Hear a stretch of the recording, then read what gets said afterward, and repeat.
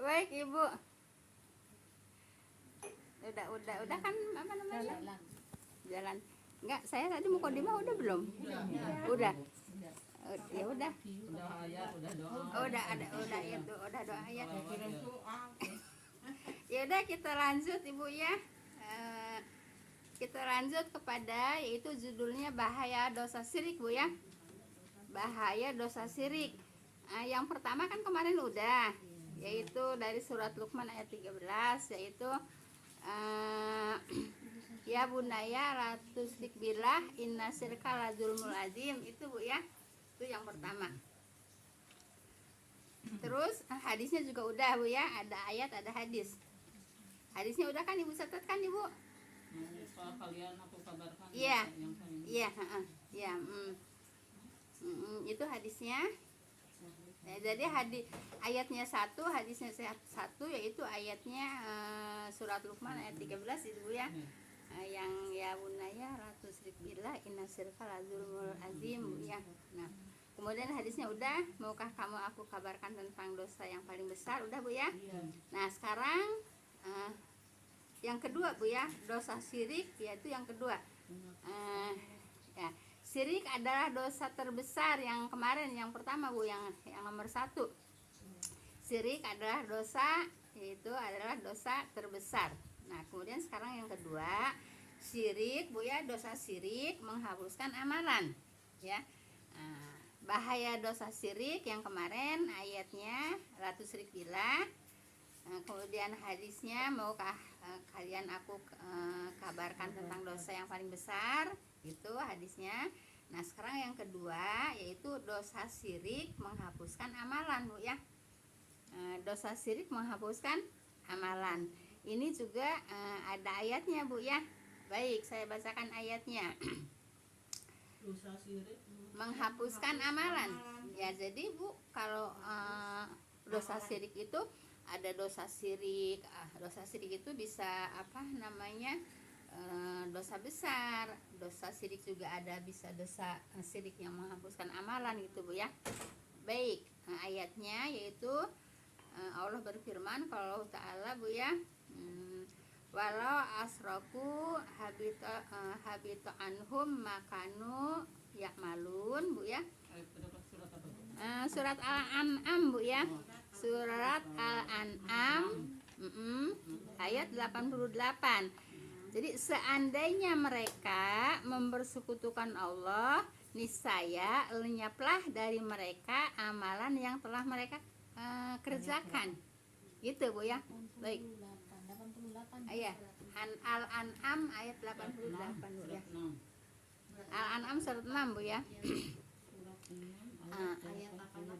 Ayat 8, ya surat 6 ayat 88. Jadi Ibu nulisnya 6.288 gitu. Titik 2 aja Bu. Kalau garis miring mah beda lagi kan pemahamannya. Titik 2 Bu. Titik 2. Kalau saya udah dari dulu. Tapi kan yang mengertinya kita sendiri. Titik 2 Bu ya, 6.2. Nah, terus 88. Jadi kalau di ayat begitu. Kalau di ayat. Kalau garis miring beda lagi. Garis miring itu untuk kalau atau itu kurung ya. Kurung buka, kurung tutup itu katau, tapi persamaan ya. Tapi kalau garis miring itu atau juga. Iya. Kalau garis tidur Garis tidur? Emang ada garis tidur? begini miring gitu Bu. Hah? Garis miring. Iya, garis miring. Kalau garis miring kata saya yang begini. Iya, Yang ini tidur. Oh, itu garis tidur itu sampai ya. Sampai umpamanya garis tidur itu sampai. Ya. Umpamanya ayat 2 sampai garis lurus kan? Nah, ayat 5 umpamanya gitu. Sampai Bu ya.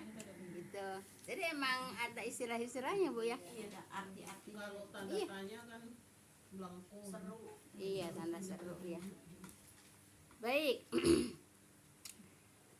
Jadi Ibu, apabila orang mempersekutukan Allah Bu ya dengan apapun, dengan perkataan atau perbuatan Bu ya, itu langsung Ibu amalnya hapus, hilang Bu ya. Iya. Bu, ntar dulu diulang, seandainya mereka mempersekutukan Allah, ini saya lenyaplah. Ya, jadi lenyap semuanya. Kalau lenyap apa Bu? Hilang kan? musnah. Musnah, iya. Lenyap, musnah, hilang. Sama Bu ya. Nah, itulah orang yang mempersekutukan Allah, gitu Bu ya. Jadi tidak tersisa. Ya, tidak tersisa amalnya, gitu Bu ya. Itu bahayanya dosa syirik Bu ya, menghapus dosa amalan Bu ya. Bahaya dosa syirik itu menghapus amalan gitu. Umpamanya saya contohkan begini Bu ya.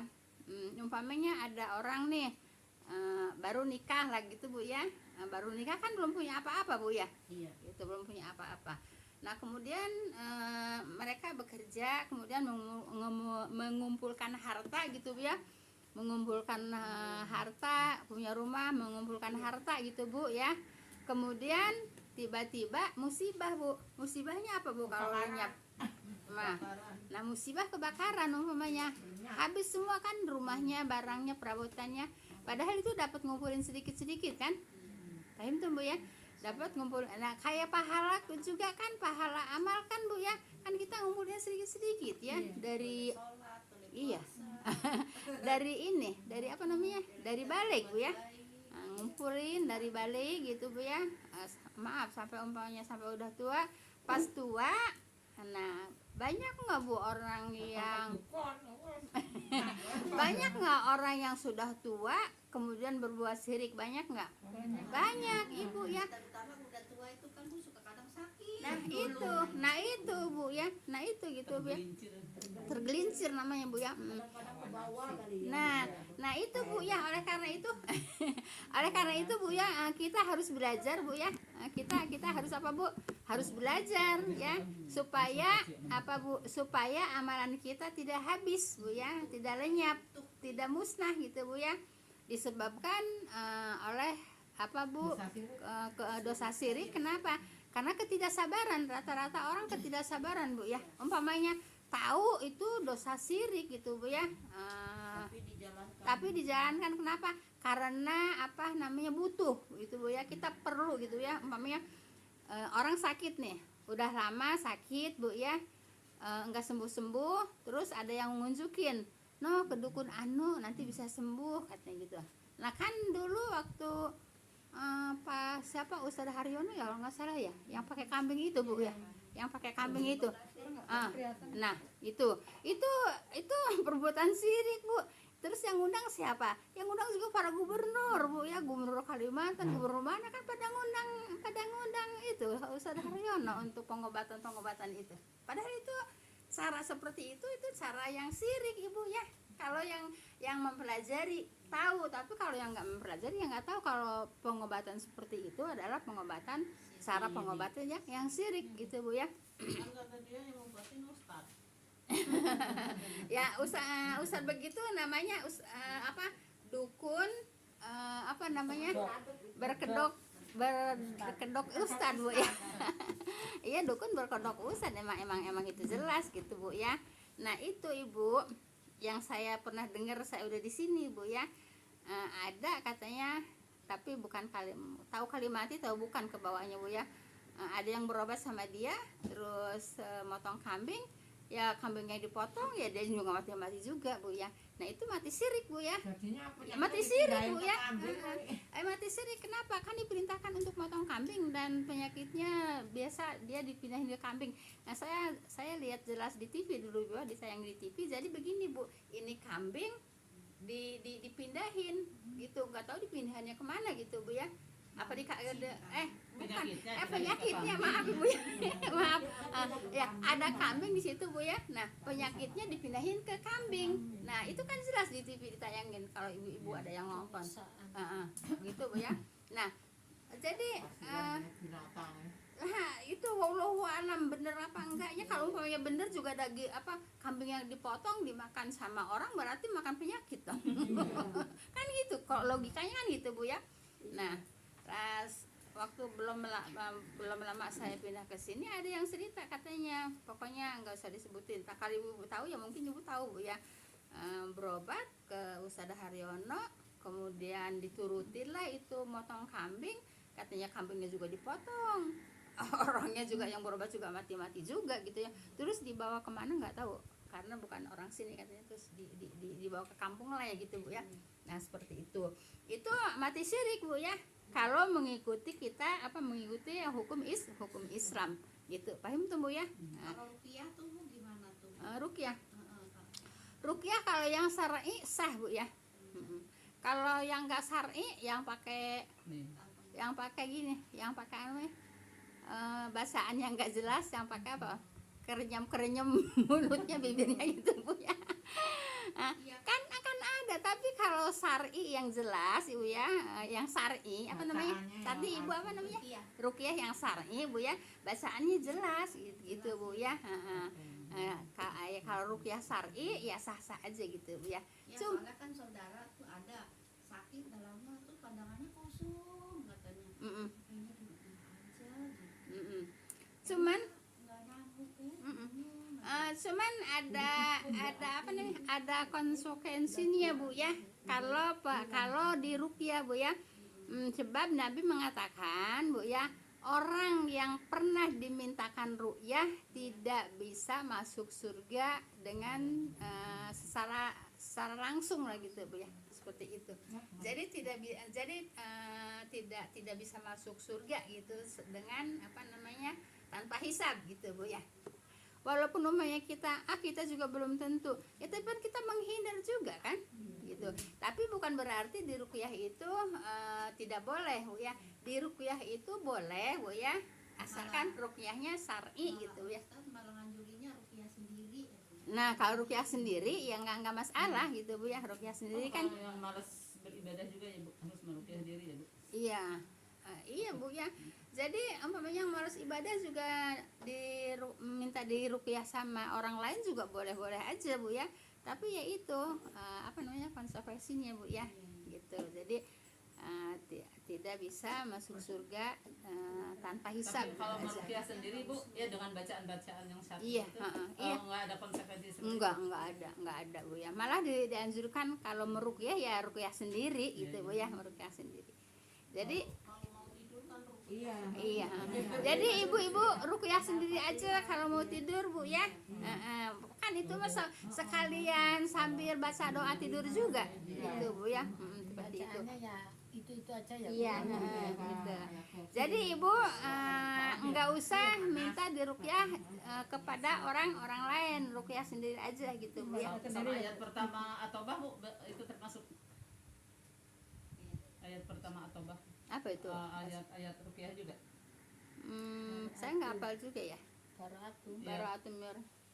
Allahu alam ya harus juga. Katanya 7 kali itu. Allahu alam Bu ya. Soalnya yang kita biasa baca, yang hafal itu hanya sebagian Bu ya. Sebagian ayat ruqyah Bu ya, seperti ayat kursi, terus kulhu ya itu juga ayat ruqyah Bu ya.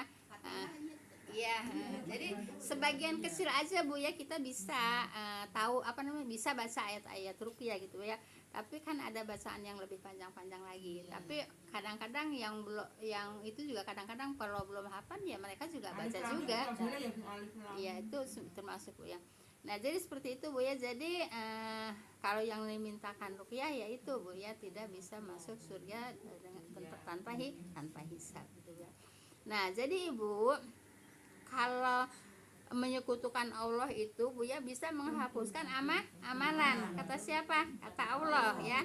Seandainya mereka mempersekutukan Allah, niscaya lenyaplah dari mereka amalan yang telah mereka kerjakan ya.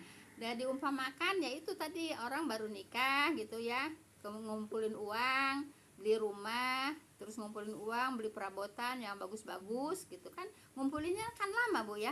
Nah, sekarang manusia juga kan kalau ngumpulin pahala lama nggak Bu? Lama, umpamanya dari mulai balik Bu ya, kita ngumpulin pahala Bu ya. Nah, sampai tua Bu ya, sampai tua tuh utuh lah Bu ya. Nah, utuh gitu. Tiba-tiba kena sakit, ada ngunjukin ke sana ke sini namanya orang lagi sakit mah suka di apa namanya, suka diturutin aja Bu ya, gitu, suka diikutin aja gitu. Pas yang ngunjukinnya ke dukun. Nah begitu datang ke dukun juga udah percaya itu langsung amalannya langsung hapus Bu ya, dari amalan yang dulu ya, semua aja semuanya. Jadi ibaratkan orang ngumpulin barang Bu ya, udah banyak, perabotannya udah bagus-bagus, udah banyak, kemudian kena apa Bu? Kena kebakaran, habis nggak? Lenyap nggak? Musnah nggak? Ya itu orang yang suka syirik ya, melenyapkan, memusnahkan amalan dari kapan? Amalan semuanya gitu ya, amalan semuanya, amalan yang dari dikumpulin ya, yang dikumpulin orang kita dari dari mulai balik ya. Makanya hati-hati dengan kalimat syirik, dengan perbuatan syirik Bu ya, dengan ucapan syirik. Tapi kalau emang orangnya itu sakit, nggak sadar gitu maksudnya, tapi kan keluarganya yang bawa gitu, Ya sama aja, ditolak dong kalau tahu itu dukun. nggak, maksudnya emang orangnya yang nggak sadar itu yang sakitnya itu. Ya kan punya keluarga. Nah ya itu keluarganya yang bawa, maksudnya. Ya kayak mama orang tuanya gitu, jadi kayaknya anak-anaknya Bingung. gitu. Jadi Jadi udah ada yang nunjukin itu, Iya, bawa gitu. Iya. Kalau itu maksudnya yang ditanya siapanya? Sakitnya apa termasuk Iya. tadi? Sekarang gini, si sakitnya itu si sakitnya itu berbuat syirik nggak? Ya nggak tahu Dia juga. kan dibawa ke Yang bawanya keluarganya karena yang sakitnya emang nggak sadar gitu. Lah kalau nggak sadar berarti dia nggak tahu kalau dia di kalau yang nggak sadar kan nggak punya tanggung jawab. iya. Kalau nggak sadar kan dia nggak tahu kalau itu perbuatan syirik, kan dia nggak Ya, sadar. kayak kalau udah nazar itu loh Bu, biasa yang seringnya itu saya tahu ya, udah nazar emang nazarnya emang udah ya udah nggak sadar kan gitu ya orangnya itu. Terus yang hidupnya ini yang sehat gitu, nyariin ke sono ke sini, gitu loh Bu, maksudnya. Tapi yang sakit itu bilang ibu kan nggak sadar kan? Iya. Apa nggak sadar ya? Kan dia nggak tahu kalau berbuat syirik, kan nggak sadar. Kalau orang sadar kan nggak tahu apa-apa, dibawain apapun juga nggak tahu. Jadi nggak ada hukumnya untuk yang si sakit yang tidak sadar itu. Yang musyrik yang mana? Yang bawa itu. Ayo tumbuh ya. Tapi Ya, kalau maksudnya kalau sama aja kan kesian gitu, dia nggak tahu. lah kan dia emang nggak tahu, nggak sadar gitu Bu ya. Makan nggak sadar, kalau nggak sadar makan nggak apa namanya, kalau nggak sadar itu apa namanya, jadi diangkat pena dari orang yang tidak sadar gitu Bu ya. Diangkat pena berarti tidak dicatat kan, gitu Bu ya. Diangkatnya pena tidak. dosanya ditimpain ke yang bawah. Iya jelas. Oh seandainya Kalau itu pasti kan Bu, udah. Iya, gimana? seandainya sholat juga berarti nggak punya kewajiban ya. Iya. Kalau yang nggak sadar itu, terus sesudahnya sadar gitu harus mengganti nggak yang itu nggak ya? Waktunya sholat dia tidak sadar Bu ya, itu tidak harus diganti karena dia tidak punya kewajiban. Waktu tidak sadar tidak punya kewajiban sholat. Tapi kalau umpamanya puasa Bu ya, nah puasa kan umpamanya sehari nih Bu ya, kan awalnya kan puasa, nah kemudian nggak sadar, nah kemudian sadar, yaitu harus diteruskan puasanya gitu Bu ya. Kan awalnya juga puasa. Nah, tapi kalau sholat kan udah pasti ada waktunya. Umpamanya nih waktu zuhur, nah jam 11 itu sampai jam 1 gitu ya, nah, dia nggak sadar. Nah di waktu zuhur dia ada kewajiban sholat nggak? Ya nggak ada, orang dia lagi nggak sadar. Gitu. Yang haid aja nggak ganti ya. Gitu Bu ya. Kalau umpamanya ketinggalan sholat, sadar tapi ketinggalan sholat, apakah lupa apakah gimana, itu memang harus diganti gitu Bu ya. Kan sadar. Jelas Bu ya. Ayo tuh Ibu. Tapi saya alhamdulillah tuh Bu, walaupun sakit berat bertahun-tahun berisikonya memang pada umumnya gitu ya kalau Iya. yang sakit. Iya. Ya kan ada yang nawarin itu yang Iya, orang Jogja itu katanya iya. yang Ya iya, pindah gitu ke Bu ya. apa? Kambing. Enggak, bukan Bu. Yang orang dari Jogja kan sama aja berobatnya ke Cipto. Oh iya, Dia berhenti nggak diterusin, pindah ke ya, tempat-tempat gitu yang dipindahin ke telur katanya. Iya. Ya terus Itu- ngasih tahu itu- nolak, langsung nolak itu anak saya. Ya Alhamdulillah. itu kemusyrikan Bu ya. Musik seperti itu Bu ya bisa menghilangkan atau melenyapkan atau memusnahkan yaitu amalan atau pahala gitu Bu ya. Ya tadi dicontohkannya seperti tadi Bu ya, orang ngumpulin barang, ngumpulin rumah Bu ya dari nikah, pas udah banyak kebakaran lenyap semua musiknya semua gitu ya. Nah begitu juga orang yang dari baliknya ngumpulin pahala Bu ya dengan beramal baik Bu ya, dengan taat kepada Allah. Pas udah tua, nah kemudian sakit tergodalah sama pengobatan dukun. Nah itu Bu ya, hilang semua hilang semua amalannya. Mahal-mahal haji, mahal-mahal umrah. Iya seperti itu, hilang semua pahalanya. Nah gitu, oleh karena itu kalau ada yang nawarin pengobatan yang dukun Bu ya, Alternatif alasan. iya sebab Ibu sembuhnya juga nggak mungkin Bu ya. Kemusyrikannya amalannya pasti hilangnya pasti gitu Bu ya. Ya itu Bu ya. Ya, alternatif kalau misalnya ramuan itu kan, ya itu kan alternatif juga. Ya maksudnya alternatif Tapi suka dukun bilangnya gitu dukun Bu ya. Orang jadi Alternatif dukun. menduganya setiap alternatif itu dukun. Enggak lah Bu, sekarang banyak alternatif. Yang Iya, terapi juga alternatif, Yang pakai, diurut iya. juga alternatif. Ini juga Pakai tusuk ramuan, ya. tusuk apa? Jarum. Tusuk jarum juga Iya. itu alternatif Bu ya. Yang dukun itu ya yang suka pakai apa namanya? Jampe rumput gede-gede.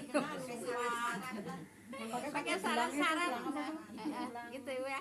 Paham tuh Bu ya. Nah, jadi jangan sampai. Nah, kan ada hadis juga Bu ya. Ada gelang sama kalung mah nggak sirik, gelang yang kalung sama itu nggak sirik, aku juga gelang sama kalung kalau dijadikan isim itu sirik juga. Tapi kalau buat terapi. Oh, itu lain itu. kalau Ibu kalau memang di situ ada gini Bu ya. Oh iya. Kalau menurut dokter di situ ada pengobatan, yaitu itu namanya pengobatan. Tapi Yang kalau anak kecil gini obat cacingan suka dikalung Itu mah apa namanya jaring isim, bukan yang bawang putih dibungkus gitu. iya sama itu juga isim juga. Itu juga isim juga. Nah, Itu baik Ibu. Jadi begini Bu ya, ada hadis yang mengatakan begini Bu ya. Ibu, ada orang Bu ya, selama hidupnya itu yaitu perbuatan amal surga, perbuatan surga gitu Bu ya. Nah, ada juga orang yang selama hidupnya perbuatannya perbuatan neraka gitu ya.